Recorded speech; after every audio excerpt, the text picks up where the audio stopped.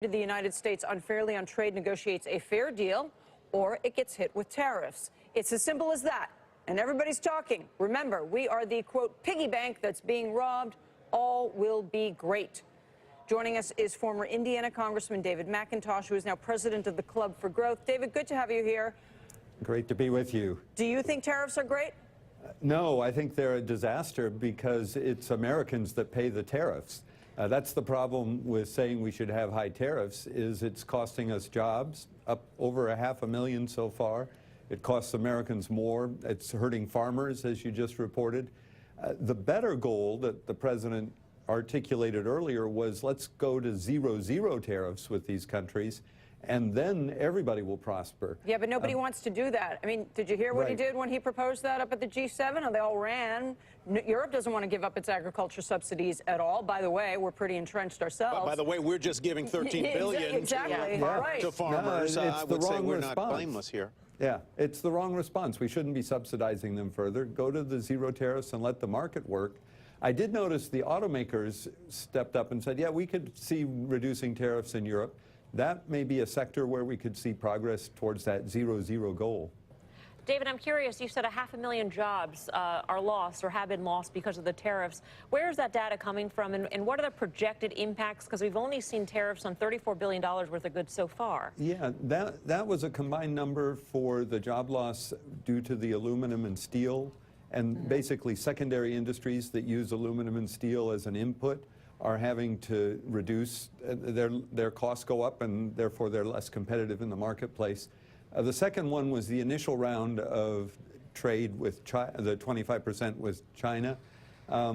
One thing I saw recently came from the Tax Foundation, where they projected that if President went all the way at the 500 billion level with China, it would completely erase the pro-growth benefits of the tax cut, which we supported and championed and spent a lot of time getting passed. It would be unfortunate if now it's all undone with this tariff war. Are you saying that 500,000 jobs have already been lost because of this, or that they are in danger of being lost? And will we see that in the employment report that comes up in the first week of August? I think those projections are lost over the next year or so.